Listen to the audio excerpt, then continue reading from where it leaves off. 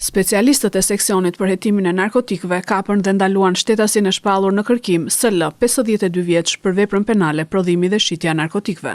Policia e Lushnjë kapi shtetasin HL, 32 vjeç, banues në Lushnjë, i shpallur në kërkim nga DVP Durrës për veprat penale vjedhja dhe mashtrimi, pasi nuk i ka paguar qeran e 4 muajve shtetasit PL, banues në Durrës, si dhe i ka vjedhur sendet shtëpiake. 32 vjeçari u dorëzua shërbimeve të drejtorisë vendore të policisë Durrës për veprime të mëtejshme.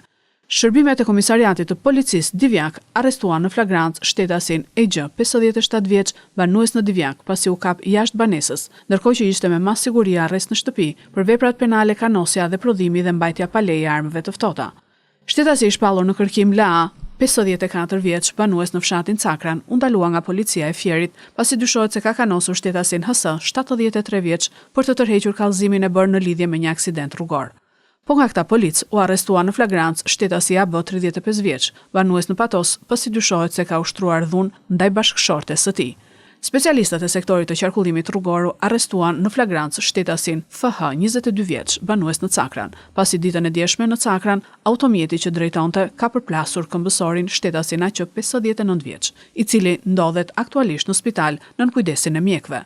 Materialet procedurale ju referuan prokurorisë pranë gjykatës së shkallës së parë të jurisdiksionit të përgjithshëm Fier për veprime të mëtejshme.